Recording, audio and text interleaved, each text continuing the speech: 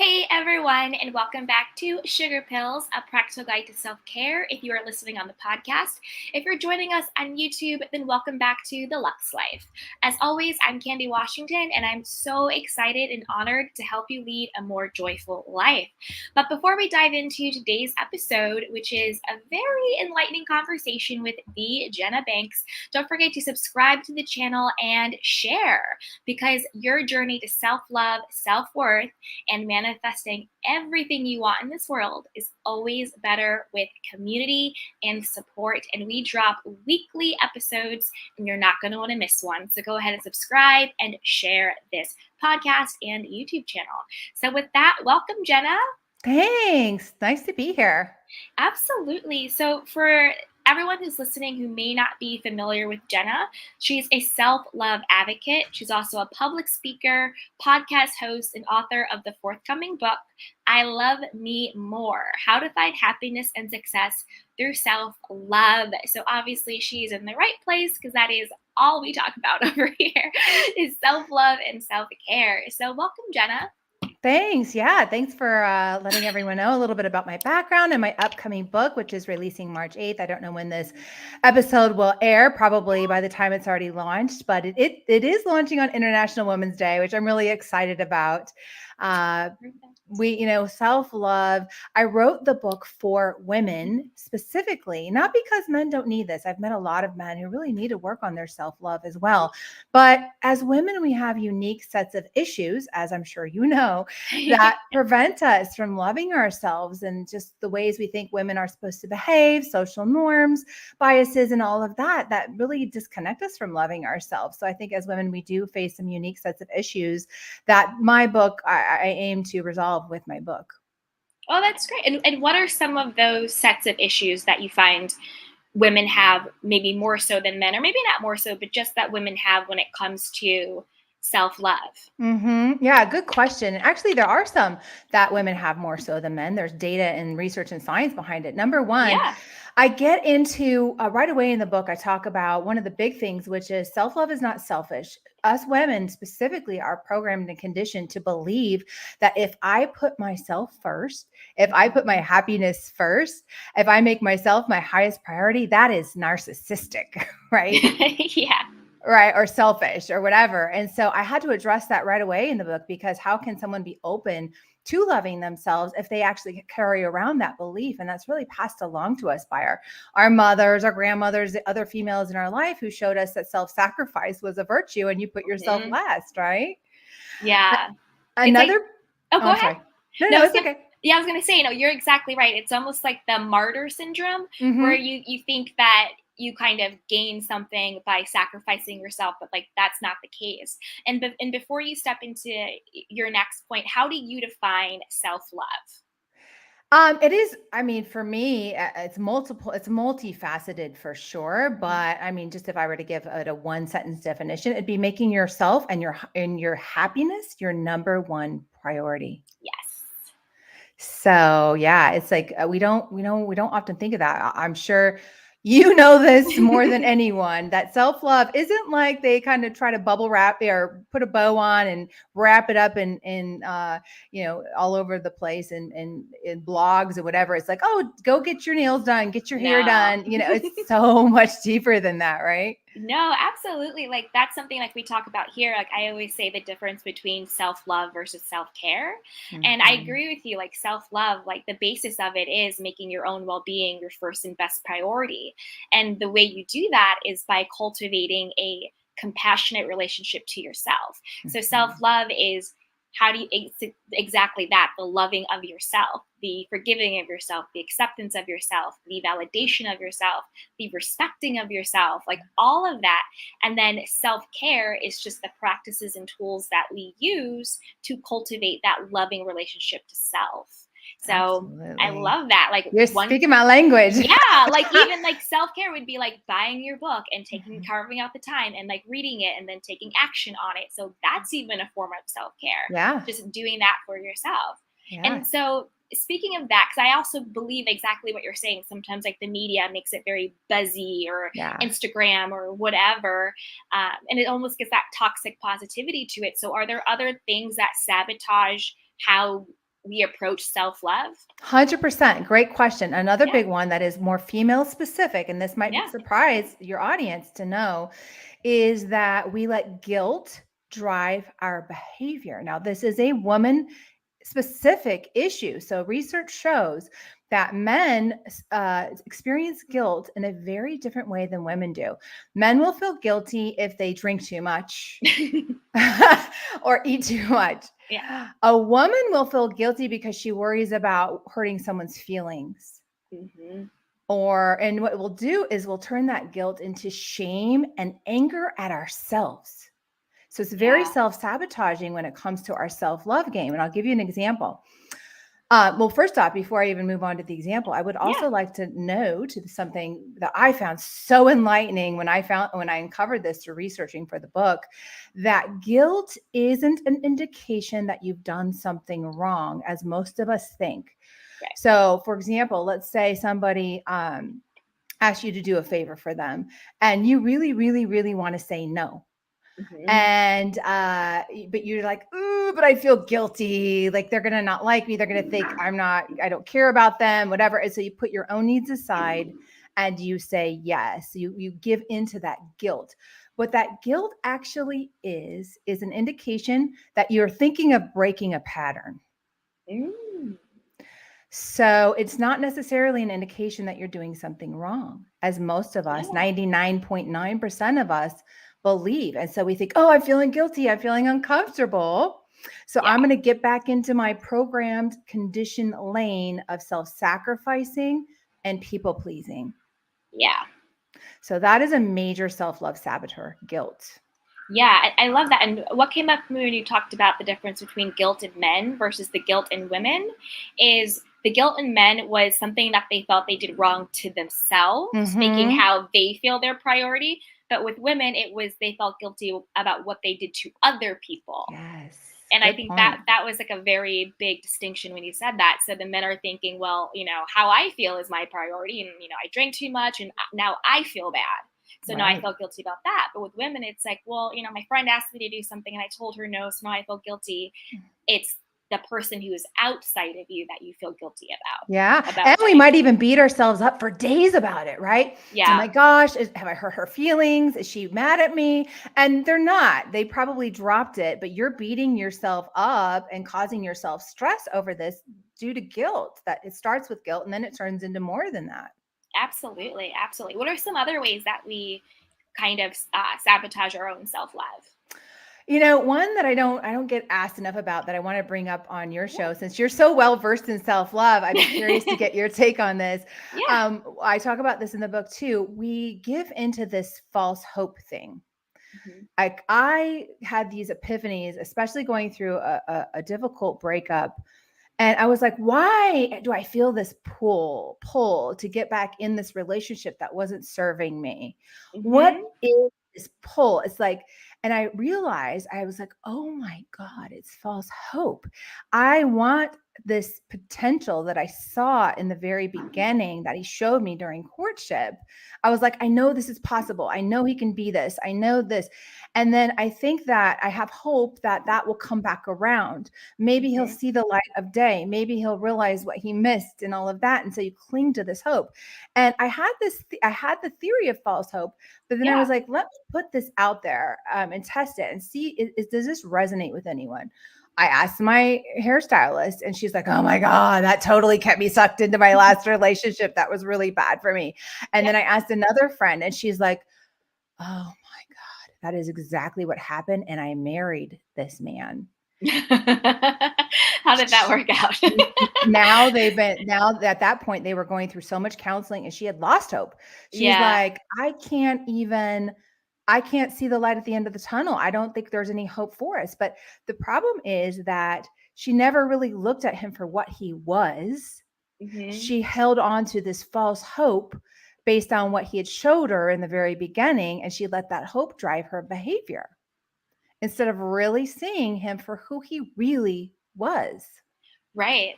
Well, I think when it comes to self-love and the work of that, what this reminds me of, to me, it's more of the false hope that you can change the outcome this time. Like this Mhm. time things will be different. Exactly. And I think sometimes it's actually usually rooted in a self-limiting belief or a past childhood trauma, either big T or little t, where somewhere along the line, when you were forming who you were, you felt that you were not chosen. You felt that you were Yeah. abandoned. You felt that you weren't good enough. You felt that you were invisible. And so you felt that, and so now you're recreating in your relationships that dynamic where Yeah. you're, what the false hope is not actually about the guy. The false hope is within us that this time this person will choose me. Mhm. This time I will be good enough to be chosen. I Yeah. need him to choose me. And how he, and what he, and his choice then validates my worthiness. His choice then validates my value, because without him choosing me, I feel less than. Yeah. I feel unworthy. But the Yeah. truth is, it's about the internal switch you have to do. You have to Mhm. know what your intrinsic value is, what your intrinsic worth is. Choose yourself first, love yourself first, validate yourself first. And when you come from that level of energy, you have to attract a higher version of him, because you are now radiating at a higher version of you. So until you do the internal work where you love yourself enough and his love is just icing on the cake, you're going to have that dynamic. You're going to have the back and forth. You're going to have the hot and cold. You're going to have the uncertainty, because you're trying to get from him what only you can get from yourself. Yes, preach it. So That's good. that's what it is. Yeah. That's why sometimes, like, trust me, I'm speaking from personal experience. I had an ex where he would come back and leave, come back and leave, hot and cold, up and down. And then I realized the problem was my level of self-love. I would work on it and I'd be up here.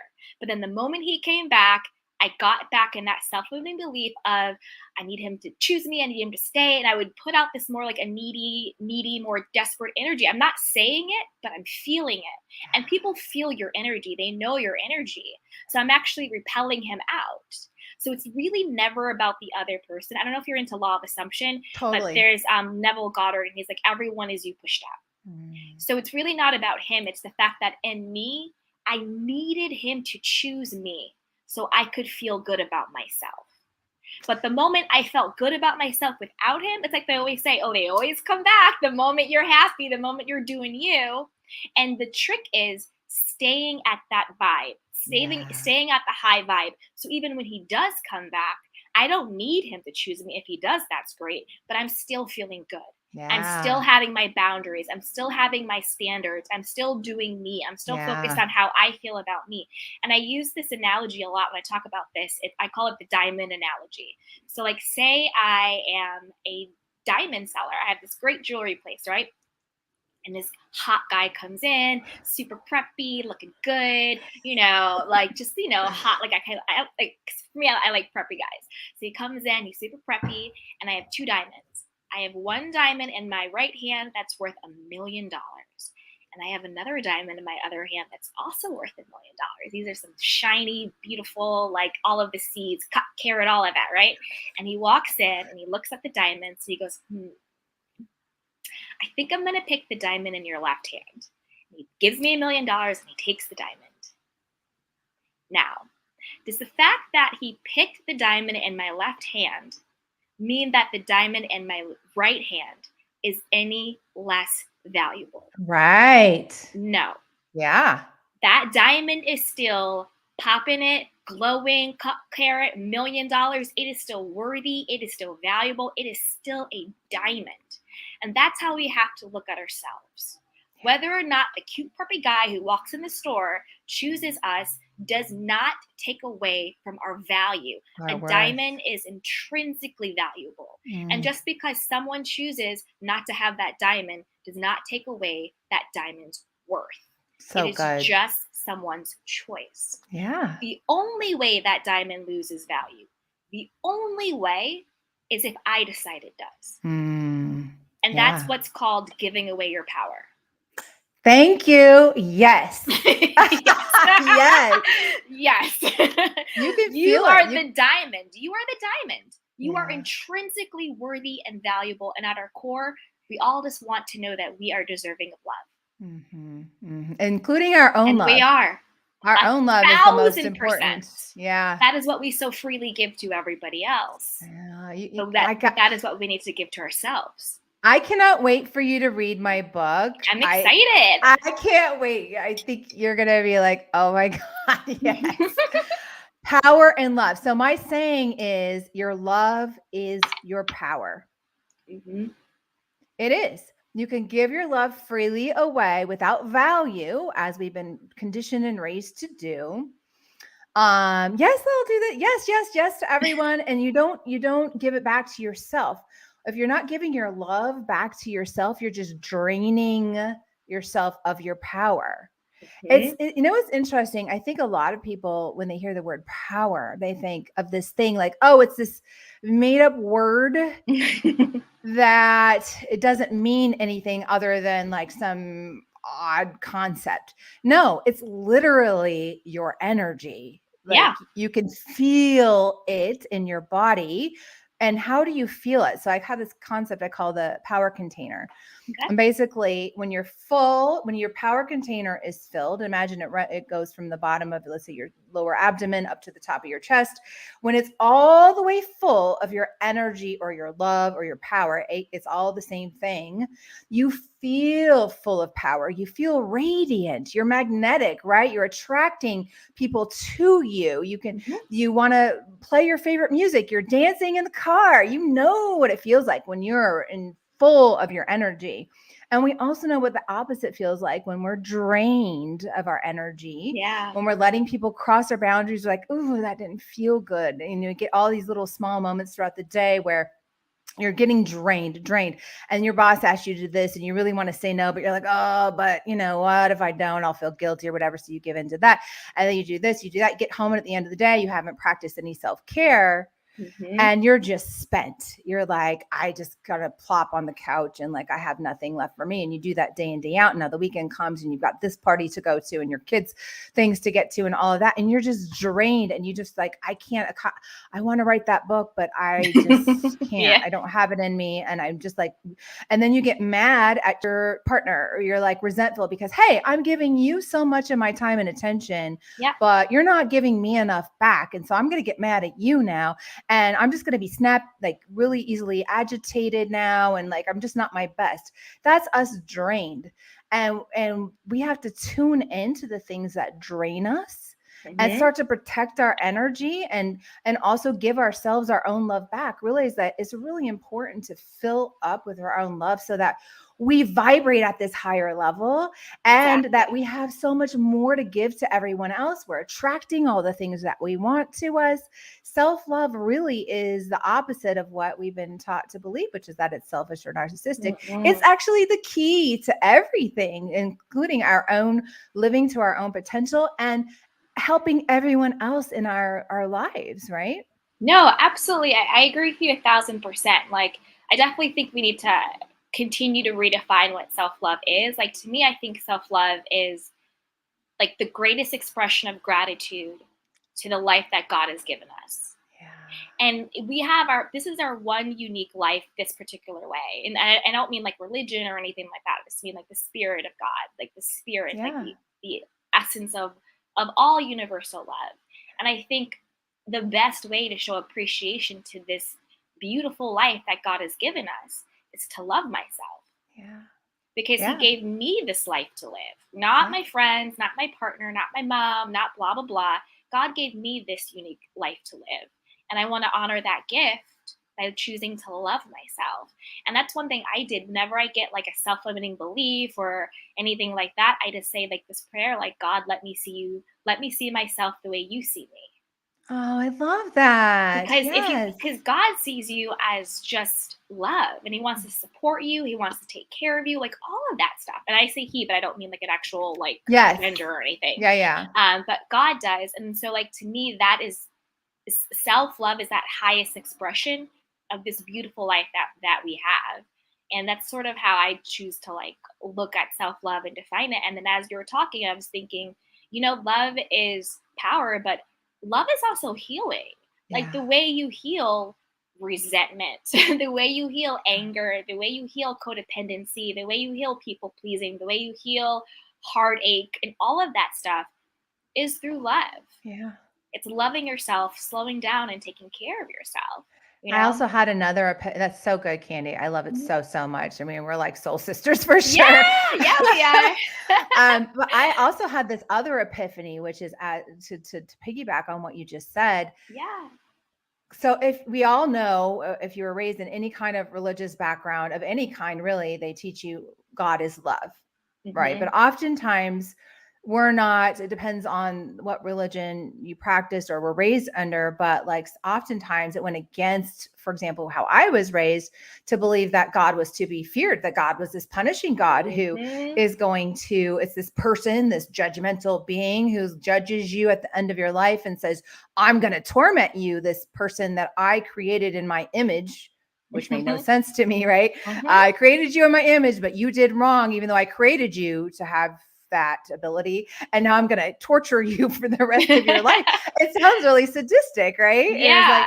like, I had this epiphany that God is love. And that's really taught throughout all religions. Well, that means that love is God. Exactly. Right? That Yeah. love is God. So when you are in a state of love, you are in a state of God. 100%. 100%. And also to that, if God lives in us, right? If we are all God's children, like Yeah. regardless of whatever like religion, Mm-hmm. and God is love, that means God's in me. Yeah. I mean, I must be loved too. Well, your part that I believe that we Yeah, are all reflections of God. We're exactly. not, it's not separate from us. Love Nope. is flowing through us. That is God. That means God is flowing through us. We are part of God. We are all part of God. If you really think about the 100%. music and all the stuff that, we're told throughout time, we're all one. What does that really mean? What does that really mean? Yeah.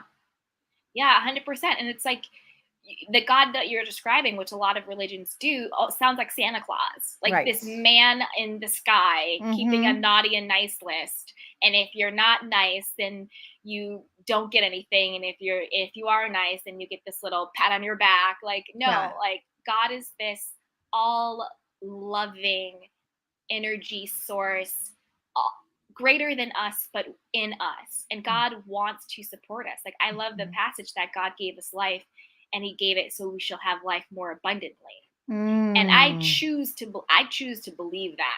Yeah. I truly believe God wants us to be happy and he wants us Mm-hmm. to be joyful. And abundance isn't just money. He wants Yeah. abundance of peace, abundance of joy, abundance of love, abundance of connection and community, and all of those things. And I truly believe that God gave us life and he wants to have life more abundantly. And to Mm. me, that is the truth of God. Yeah. God doesn't want to punish us. God isn't keeping score.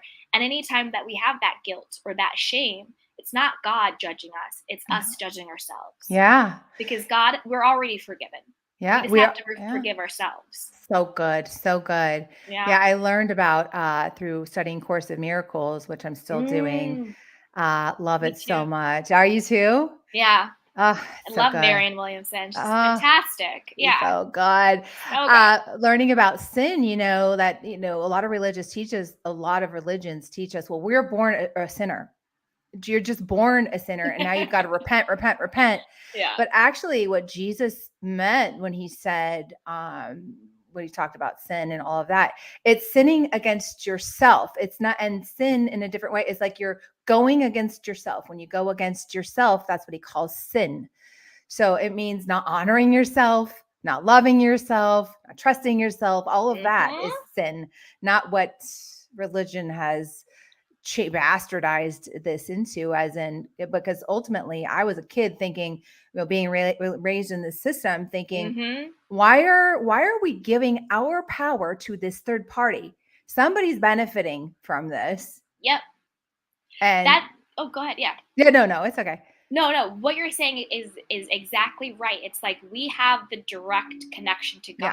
Yeah, we do. Because it also goes into what we're saying before, like to sin against God doesn't mean we're sinning against God. It's exactly what you said. It's to sin against ourselves. Because remember, God is in us. That's right. So when you say you're sinning against God, you're saying you're sinning against yourself because God lives within us. Because we are not separate from God. That's so right. if we are not separate from God, if we sin against God and we're not separate from him, that means we're sinning against ourselves. That's right. Because God lives within us. And that's the whole, like, that's why I love, like, namaste, like the divinity in me recognizes the divinity in you. Because all of us, I believe, are divine beings having a human experience. Yeah. So that means divinity, God, Godness, God consciousness lives within me. That's why we have intuition.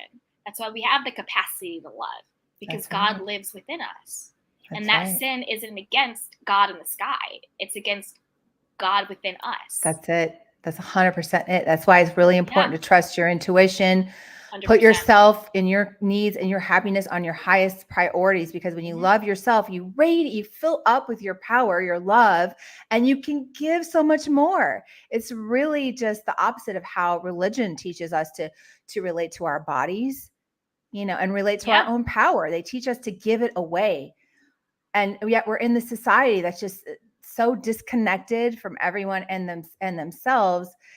This is not how God intended it. It's not the way it's supposed to be. No. It's not, because you have to think about that stuff, like, and not to knock any religion, but I think anytime someone says that they are the way, or you have to go through them, to me, it's a lot of propaganda. It's a lot of way to control and to manipulate, because I think the truth is, it's just about what is your relationship to God. That's it. Do you know that you have access to divine support, divine love, divine grace, divine compassion, divine forgiveness? It's just remembering all of that isn't outside. All of that is right here. Yeah, we've got to be cautious about giving our power away to any third party, any human intervened anything. That's our love, our power. We have that direct connection. We don't need anything to be taking our money, our attention, our energy, our power away from us. And the more that we can tune into that, I mean, I can't even imagine what this life would be like if everyone loved themselves more. It'd be a lot better. It would be a lot better. That is for sure. Way better. Way better. So much more. Yay.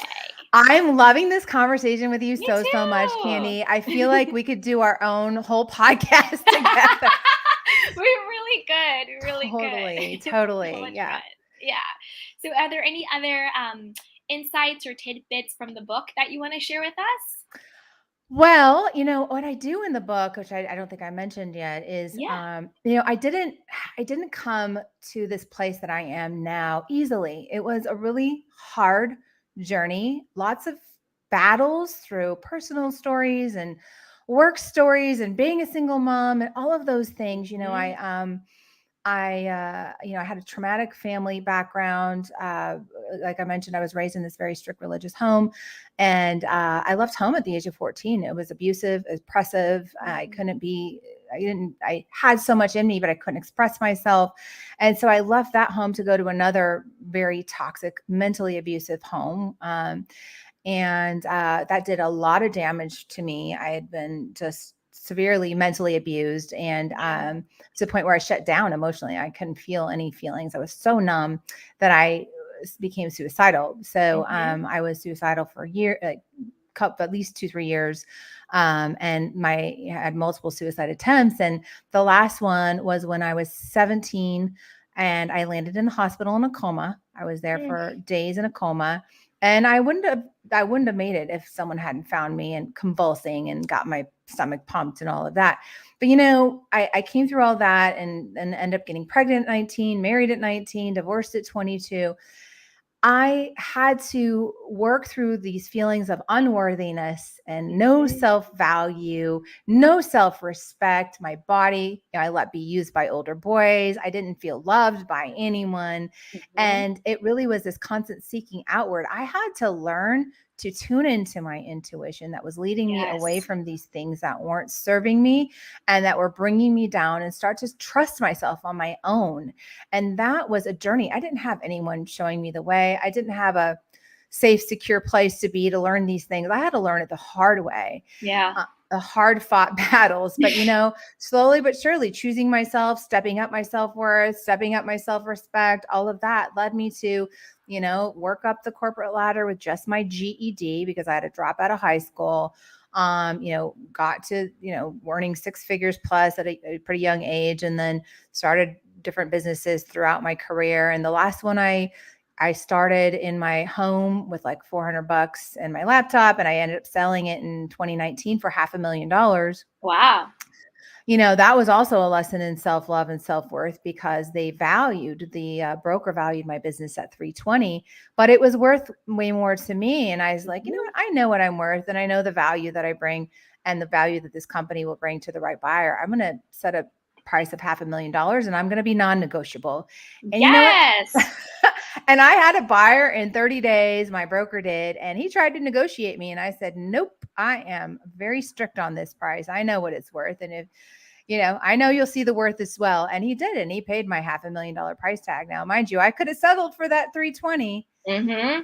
But I didn't. And, it's been a lesson. My whole life has been a lesson of, know your value, know your worth. When you know it, the external world will reflect that back to you. And in telling my stories, to friends, and it led me to realize, wow, how I got to where I am, like not most people aren't there, like choosing to break up and break my own heart if a situation isn't serving me. I had friends who didn't understand that, who didn't understand what it means to love me more. I love me more. I love me more than this person. And so I realized, gosh, I need to start writing this down. And then it made me realize that there was a book in me, and that if I could help some friends in my circle, I could probably help a lot more women if I put it down and made a book out of it. And now I'm doing workshops and speaking on it and all of that. So I just wanted to, kind of give you a little background on how I got to write the book and get to where I am. It wasn't easy. And it's for many of your listeners, I'm sure they might be in a situation where they maybe just have started down their self-love journey. And I'm going to tell you from experience, it won't be a one and done. It's not like, oh, I learned this and now I've got self-love. It is a lot of work, and it takes a conscious effort. But once you get to the other side, it won't be as much work anymore, but you've got to make the effort to choose yourself and be willing to go through the heartache of making better choices for yourself and saying goodbye to the things that aren't serving you, going through that heartbreak, because I had to go through it, and I'm sure you have too, Candy. Yeah. But on the other side of getting through the pain and the discomfort of heartache, and also the discomfort of guilt and some of the other things that I talk about in the book, on the other side, you get your power, and everyone in your world benefits when you are in your power.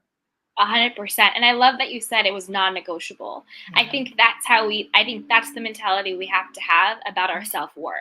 Yeah. Like, my worth is non-negotiable. Yeah. Like, if you're going to come to me and you're not going to have the standard of what I know I deserve, non-negotiable. Non-negotiable. You go figure your stuff out and then come back when you're ready. Exactly. Exactly. That's how we have to feel, taking care of ourselves and loving ourselves has to be what our non-negotiable is. I absolutely love that. If you let somebody else set your worth, where does it stop? Now you're on shaky, insecure ground. No wonder why so many of us are so insecure, is we're looking to everybody else. Like, am I worth it? Do you value me? Do you value me? That's how we've been conditioned. And it's so insecure. Yeah. It's insecure, and it's crazy making. Yeah. Because it's insecure, and it's like, because there's no stability. There's no stability. And there's no peace. It's also chaotic. Yeah. Because when you're non-negotiable, you know what your worth is. It's definitive. Yeah. That's when you get that inner peace. That's when you get that knowingness. That's when you get that joy that surpasses all understanding, because you already know what your bottom line is. Yeah. But when you're looking to your friends or to the guy or to the money or to whatever to determine how you feel about you, that's inner chaos. Yeah. That's inner chaos. And that leads to depression. It leads to anxiety. It leads to disorders. It leads to all of that, because you're internally, spiritually, it's chaos. Yeah. Deepak Chopra talks about this in one of my favorite books of his. It's a very small book, and I recommend anyone read this. It's such an easy read, but it's called The 7 Spiritual Laws of Success. Ooh. 7 simple laws that really determine, your state of abundance and what you attract. And one of the things he talks about is self-referral versus object referral. In object referral, we're always influenced by things outside of ourselves. And that could be people, that could be our job, that could be our title, what we drive, whatever, determining how we feel about ourselves through these outside objects. We need to be in a state of self-referral, only referring to ourselves for our validation, our worth, what we think of ourselves, doing things to please ourselves, making ourselves happy. When we're in that state of self-referral, you are in the highest state of power there is, because the masculine energy wants power over others. And as women, we don't really relate to that truly, because it doesn't resonate with our souls. We are more, I think, divinely connected than men tend to be. And there's a lot out there on this as well. And that's why it doesn't feel right. If we can get to a state of just getting over this idea that self-love is selfish or narcissistic and conceited, it's not. It is that we need to be in the state of self-referral so that we have peace, and then we have the highest form of power there is, this personal power, this God power. Absolutely. And I used to before I used to really struggle with codependency. And one of the worst things you could have said to me was, "Oh, Candy, you're being selfish. You're so selfish." That would have been such a trigger. I'd be like, "What do you mean? I'm not selfish, blah, blah, blah." Now I'm like, if you call me selfish, I'm like, "Thank you. You're exactly right. I am full of self-respect, self-esteem, self-love, self-care, self-value, self-priority." Like, you're exactly who else am I supposed to be full of? Thank you. If not myself. I love that. Reframing selfish. That's awesome. I don't think I've heard that yet. Yeah, it's like you want to call me. I believe in healthy selfishness. There is a healthy selfishness. Who else am I supposed to be full of if not myself? Yeah. Because if my cup isn't full, then I don't have anything to give you. I believe that I fill my cup up, and what's inside of my cup is for me. If I happen to have overflow, then you can have some of that. Oh, that's good. Yes. You can have some of that if I choose to share my overflow with you. But what is in my cup is for me. Oh, it's so good. You need to tagline that. Yeah, and I protect my cup through boundaries, standards, healthy communication, self-care practices, loving myself. That's how I protect my cup.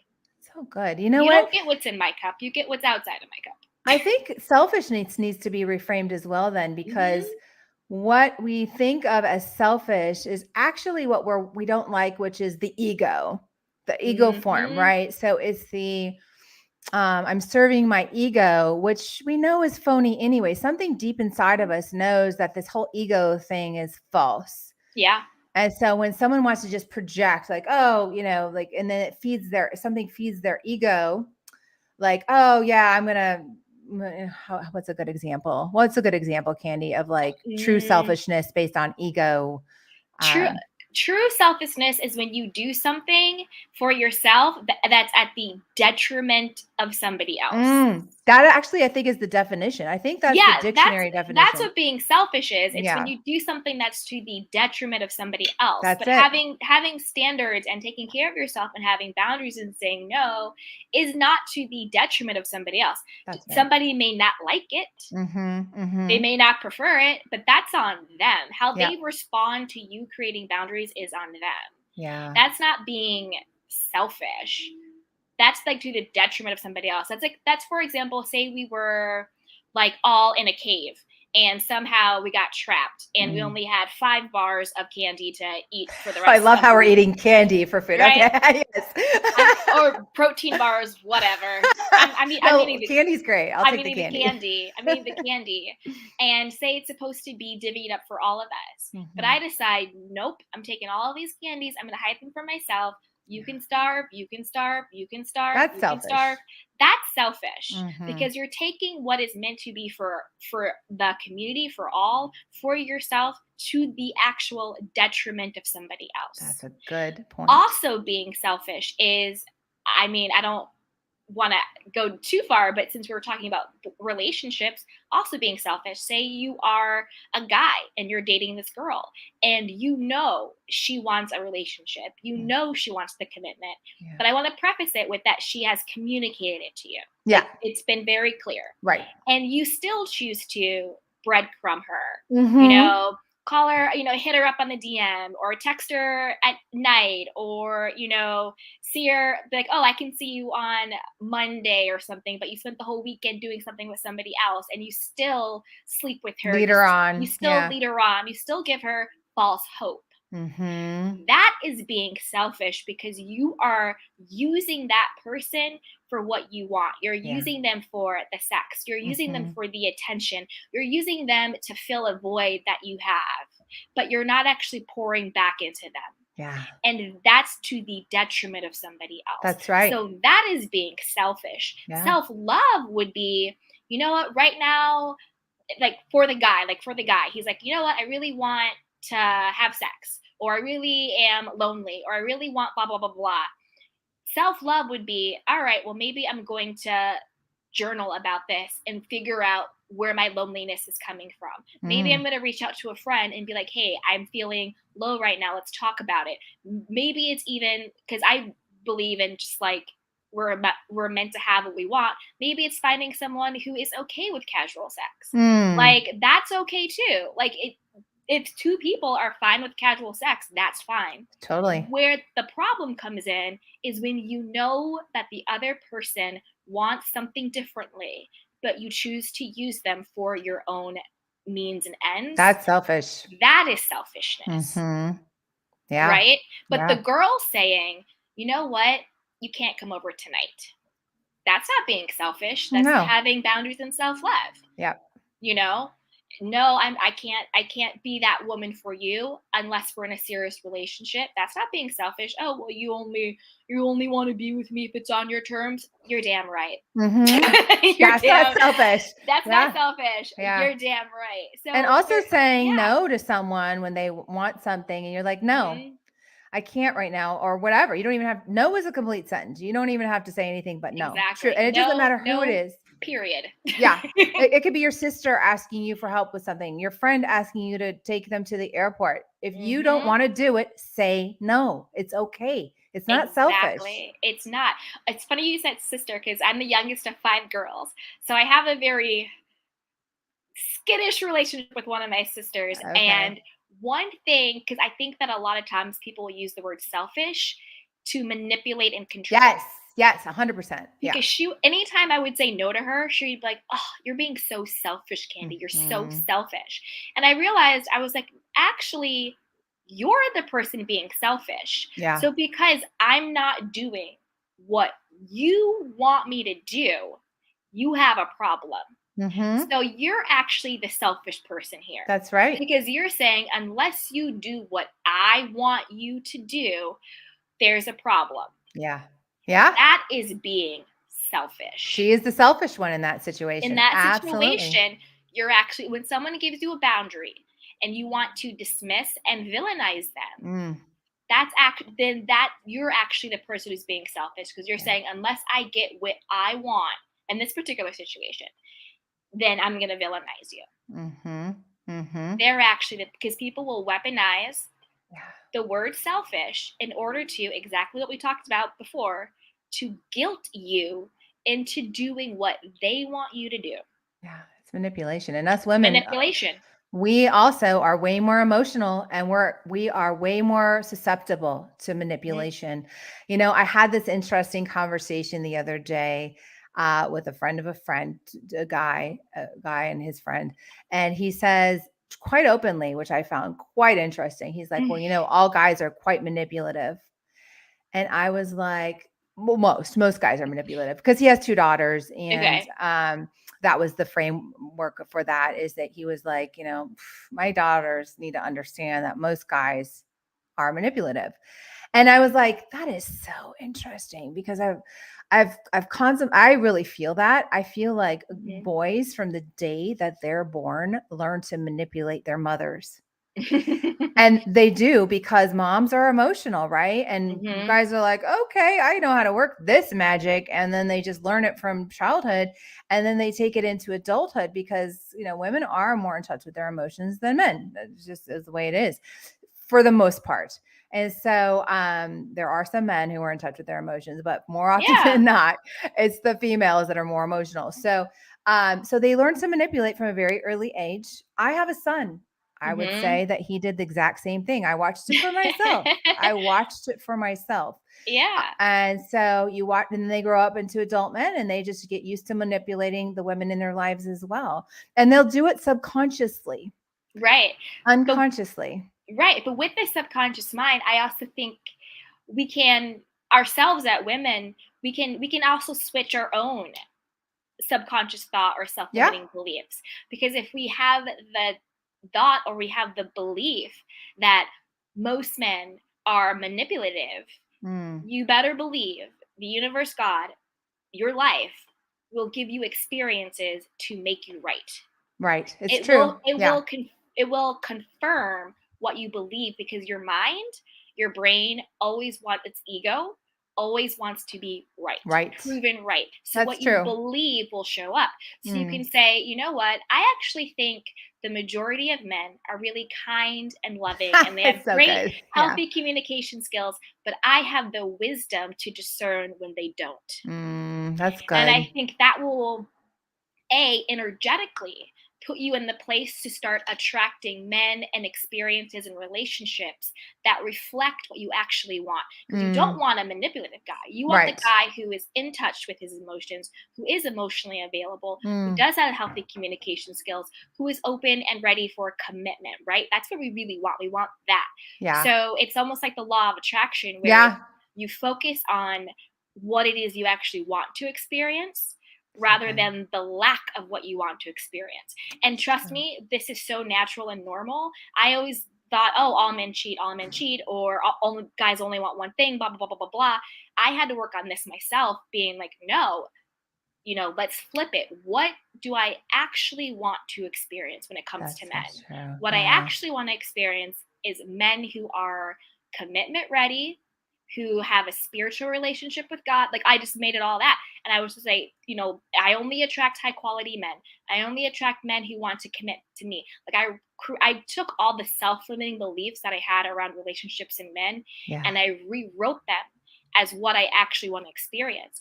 But since there are men out there who are manipulative, who only want Hmm. anything, I always say, I have the wisdom to discern the difference. Because a lot of times I'll get in a relationship and I think it's Prince Charming, and then all of a Hmm. sudden it's the wolf. Hmm. You know what So I mean? true. I Yeah. so I don't wanna live in, because I always think like self-care and law of attraction and spirituality, I always believe it also in a very practical way.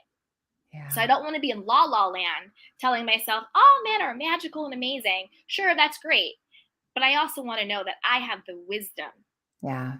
to discern the difference, and I will listen to my intuition when it comes up. Because a lot of times my intuition always told me exactly who he was, but I Yeah. chose to So ignore it. yeah, ignored the red flags. Absolutely. Yeah. Hmm. It's so powerful that you're bringing this up. So your audience is very blessed and lucky that you have all this wisdom and knowledge. No, Yes. truly, because it's good that you're like, oh, wait, this is how things are. And that's a limiting belief. And you could choose Hmm. your experience based on how you choose to believe. That's very, very powerful stuff right there, because I didn't even know about the term limiting beliefs until a couple of years ago. And I Yeah. don't, it's once you understand what that is, it's really a game changer. I will say, if you don't mind, I'll also add Yeah. on to that my own experience. So I experienced through dating, which, by the way, I'm dating a beautiful man. I attracted somebody totally Yay. different this time, because I chose to shut the door on the things that I was attracting that were more of the same. So Hmm. here's my experience. I was doing some online dating, and I went out with one guy who, kind of was that same type of narcissist that I was used to attracting. And, Same. he, yeah, it sounds like we came Yeah. from similar experiences there. So he was, did the right things first date, second date, and then third date, we got a little bit more intimate. And then I was like, and then he left and I felt not good. I didn't energetically, I just didn't feel good. And, we talked, I think, a little bit about the nice girl thing. The nice girl in me, when he started texting me, would have been like, oh yeah, just playing into it because he didn't do anything wrong per se. But energetically, I didn't feel good. I felt actually really icky. And there were just some things that I let him do. I would say it was like, I didn't know if it was a boundary, but it didn't feel right, but I kept on going with it. And he left and I just didn't feel good. I'm like, this is not what I want, universe. This is not what I want. And you know what I did? I blocked him. I blocked him on everything. I was like, you're Good. done. You don't exist in my world. Next. Mhm. And so next time, same thing. This guy looked great on paper, gorgeous, preppy, tall, great job, all that stuff, saying all the right things to me, really wooed me the first date. Second date thing, same thing. Third date, kind of similar situation. And I didn't like how he was, suddenly not showing me the same attention and the same value. And when people shift how they start treating you, Yeah. that's a big red flag for me. And I was like, this doesn't feel right. And you're not acting the same way. And, Mhm. but yet you want to engage me and get my valuable time and attention and energy. No Yeah. explanation needed. Block. And you know what? The way I knew I was doing the right thing was that it felt fucking great. I hope I can say that on your show. Exactly. Yeah. It Yeah. Yeah. felt phenomenal. And that's how you know you're doing the right thing for you. Yep. And you're giving your love to yourself. I was being good to me. I was being kind to me. I was being compassionate with myself and going, girl, that's your power. Stop. Mhm. Like he doesn't deserve your time and attention. You don't feel good. Get the fuck away from that. And the Exactly. moment you do that and you just push that away, guess what happens? I was like, you know what? Universe, no, this is not what I'm going to accept for my life anymore. Yep. And then I got the most amazing human being that entered my life that I Yay. could have never thought I would have attracted ever. So, I mean, and it just gets better and better and better and better. I'm like, yes, this is my yes. I love that. Yeah. And you can totally swear, like, to Okay. me, what you came up, like, you made yourself unavailable for the fuckery. That's right. Yeah. You made yourself Yeah. unavailable for it. And when you make yourself unavailable for relationships, energies, or people, whoever, that do not serve the highest version of the person that you are Yeah. becoming, like the Course in Miracles, that creates a space for miracles. You switch from that fear to love. When you switch from the fear of hurting other people's feelings, the fear of not being good enough, the fear of not being liked, the fear of not being nice, to I love myself, Yeah. that's when you get the miracles. That's when the person shows up for you. That's when everything else, comes to fruition. And Yeah. it's so true. And I love that you just were like, you know what, block. And it Mhm. also goes back to what we talked about earlier, how you feel, which is just essentially your well-being. You made that your first and best priority. Yes. So how you felt when he left mattered to you more than how you thought he may have felt. Right. It's not And his I feelings were not my priority at all. no, no, and that's how we should be. It should be, how Mhm. do I feel? How does this make me feel? What does this mean for me? Yeah. And that your well-being, how you feel about you, how you feel inside of you, is your barometer for how you move within your life. 100%. 100%. 100%. I like to say that, we are all suffering from this nice girl syndrome that we've been programmed with. But this nice girl syndrome teaches us to abandon ourselves Yep. and make others the highest priority. We have to switch this thinking. I like the reframe of I'm not being mean, I'm being nice to me. Exactly. Exactly. It's like when someone, I forgot who said this. This wasn't me. I heard this, but I was like, oh, now I understand. They're like, a boundary is the space where I can love myself and love you simultaneously, That's it. Yep. where I don't have to abandon myself in order. It's like, I don't have to set myself on fire, abandon myself, whatever the term is, to keep you warm. Yeah. We have this boundary where I can love myself and I can love you. And Mm-hmm. sometimes that looks like a no. That's right. Sometimes it looks like a no. Sometimes that looks like a no. I still love you, but I love me too. Yeah, that's right. Yeah, I'm gonna love you from a distance, or Exactly. yeah, just because I block those guys doesn't mean they're less of human beings. This is not vibrating at my level. This is not Mm-hmm. honoring me and serving me the way I want to, and I don't owe you anything.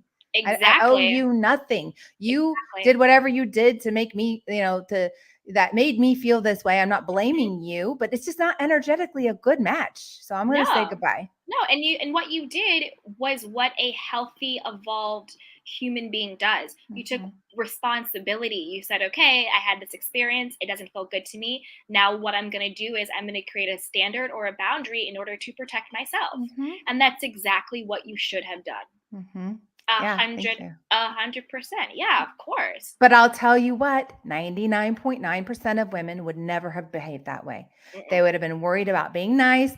Oh, let me consider his feelings. He probably wasn't trying to make me feel this way. And You'd make all these excuses in your head for to deny yourself, to that's deny it. how you feel, to abandon Mhm. yourself. The Mhm. opposite of self-love is self-abandonment. Yeah. When you abandon how you feel, when you abandon what your gut is saying to you, when you abandon your well-being Mm. for somebody else, that is self-abandonment. Yeah. Yeah. And that is 100%. violence and trauma to yourself. Mhm. Mhm. That's a good point. You're It right. is. You're violating yourself. You're You're causing violating trauma to yourself. yourself. The way we treat ourselves is horrible. Horrible, Mhm. horrible, horrible. If we really think about the way we talk to ourselves with our inner dialogue, oh, you're not good enough for that. You're Yep. too ugly for that. You can't go for that job. You're talking yourself down. Imagine if your friend was asking you for support, if you talk to your friend like that. No way. No way would we No ever way. talk to a friend like the way we talk to ourselves. We have to Mhm. treat ourselves with care, with respect, with compassion, with forgiveness, with all the things that we would want our partner to do for us. We need to Yeah. be doing that for ourselves. Yeah, and then the story you told also kind of goes back to what we were saying before about, that 99% of the women who were like making excuses and all that stuff, because still at their core, They're they're insecure. still waiting for someone to choose them. Yeah. Yeah. When the trick is when you love yourself, you're exactly right. It's that insecurity of I'm not enough. Yeah. I'm not enough. So I need someone to choose me. Validate me. I need the object referral. I need Mm-hmm. the man to choose Mm-hmm. me. So Mm-hmm. then now I know I'm worthy, That's right. That's rather right. than knowing your intrinsic value and knowing your intrinsic worth. And I think a good barometer, when your self love game is good, is when you're dating from the standpoint of, do I choose you? Yeah. That's Because that's it. Yes. I think a lot of women, my hand included, used to, not anymore. It's not so that on my self love game. Good. Yeah, not anymore. This is old candy. Not new candy is brand new. Mm, But mm. old candy was like that 99.9% of women where I would go on the dates or I would be in the relationship and I would be like, I want to be good enough for you to choose me. Yeah. Now my mentality is, are you good enough for me to choose you? Yeah. Because like you said, my self worth about how I feel about me is non negotiable. Mhm. Mhm. Now, what are you bringing to the table? Yeah, are you gonna respect my boundaries, Yeah. Are you gonna respect right? my boundaries? Like, are you going to, like I always want to be pursued and chased. I Mhm. want to be in my divine feminine energy, which is Amen. being open and ready to receive. So you have to win me, because if I am the prize, you have to win it. Mhm. So that Mhm. means you're pursuing, you're chasing, you're putting in the effort. And then at the end of the day, may the best man win. And Mhm. I pick who that person is. That's right. That's right. You're the picker. You have to be the You chooser. have to be the We chooser. have to be the chooser. We don't really understand as women what we've got. Hmm. I feel like somewhere along the way during like women's lib or whatever, that we were like, well, we're empowered. And so we can have sex with whoever we want and we can do, but ultimately it's like, are we really though? I think the thing is they still miss the point.